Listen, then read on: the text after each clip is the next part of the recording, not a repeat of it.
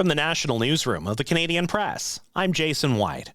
Officials from Canada and some 30 other nations have met virtually today to talk about the Strait of Hormuz, a critical waterway essentially closed because of Iran's retaliation against U.S. and Israeli attacks. UK Foreign Minister Yvette Cooper says the strait's closure is holding the global economy hostage, not just with oil but other goods. Liquid natural gas for Asia, fertilizer for Africa, and jet fuel for the world. French President Emmanuel Macron says reopening the strait by force is unrealistic. He says it can only be done with Iran through negotiations after a potential ceasefire. British Columbia faces fierce opposition to its plan to suspend its Declaration on the Rights of Indigenous Peoples Act. BC's government told First Nations of the plan during a meeting with Premier David Eby. The declaration's been cited by First Nations in two landmark court victories that spark concern about BC's private land ownership and mining. A Nova Scotia First Nation has blockaded a major highway north of Halifax. The demonstration's about police raids on unlicensed cannabis dispensaries in Indigenous communities.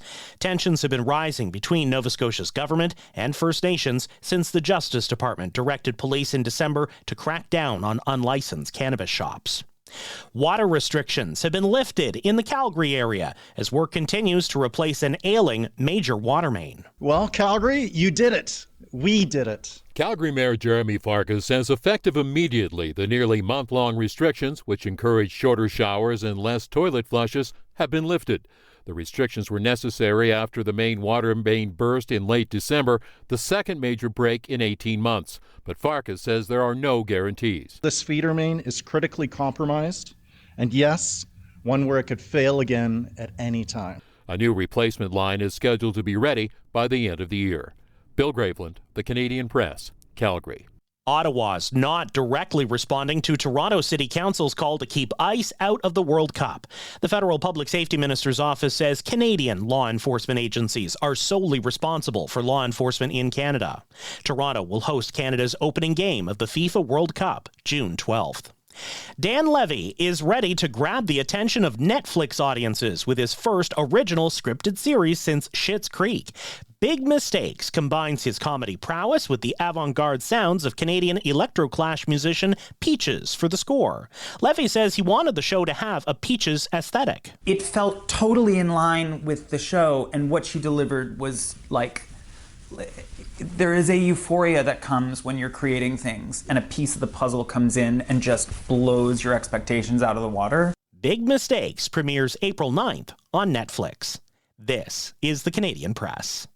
In sports, the Edmonton Oilers try for their fifth straight win tonight when they welcome the Chicago Blackhawks.